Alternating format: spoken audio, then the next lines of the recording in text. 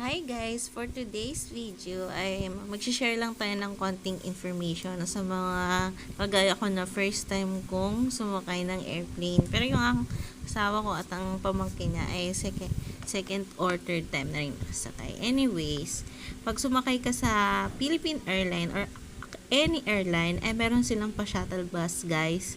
So the moment na makapag-check-in kayo, so, ang check-in sa mga airline is, pag domestic is pwedeng 24 hours, 12 hours, or 4 hours before ng flight, ay nakapag-check-in ka na. And then, makakuha kayo ng boarding pass. Meron ding online boarding pass. And then, i-check-in nyo kung may baggage kayo. Limit ng 7 kilo per hand carry. And then, dala lang kayo ng valid ID for verification ng inyong boarding pass. And then dyan, paglabas nyo, yan ang available na shuttle bus ng airline.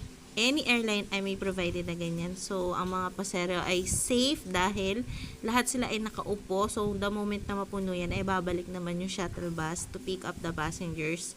So, noong time na yan, madaling araw yung flight namin. So, hindi naman din siya umaambon. Pero, sa lahat ng biyahe nila, merong pa shuttle bus para ang mga pasahero ay hindi na maglalakad ng malayo, especially pag umuulan. So, yun lamang guys. Sana nakatulong sa inyo ang pag-share ng moment namin ito sa aming flight papuntang ang flight namin dyan guys ay papuntang Surigao del Norte, pero Butuan Airport. So, yun lamang guys. Bye!